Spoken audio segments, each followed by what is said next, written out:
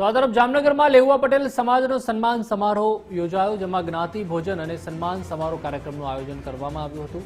મંત્રી જીતુભાઈ વાઘાણી, મંત્રી કૌશિક વેકરિયા સહિત અગ્રણીઓ હાજર રહ્યા।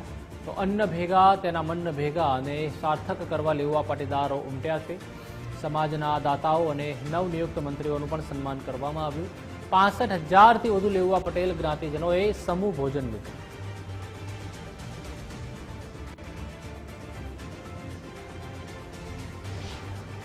જ્ઞાતિ ભોજન અને એ પણ 45,000 પરિવારજનો સાથે ભોજન થાય ને સાથે સાથે નવા પ્રોજેક્ટો એમના માટે થઈને દાતાઓ પણ દાનની સરવણી વરસાવે એ પ્રકારનો જામનગર ખાતે આજે વિશિષ્ટ કાર્યક્રમ, જેમ ગઈકાલે સુરત ખાતે લેઉવા પટેલ સમાજ દ્વારા અને મુખ્યમંત્રીશ્રીની ઉપસ્થિતિમાં માનની નવનિર્વાચિત મંત્રીશ્રીઓનો સન્માન સમારોહ, એમ આજે પણ મારું ને કૌશિકભાઈનું પ્રતિનિધિ તરીકે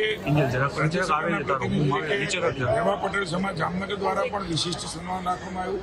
મને આનંદ છે કે આ સમૂહ ભોજનમાં કોઈ દાતા નથી, સમાજ સંપૂર્ણપણે દાતા રહે એ પ્રકારની વ્યવસ્થાઓ ખરેખર સરાહનીય છે। અભિનંદન આપું છું।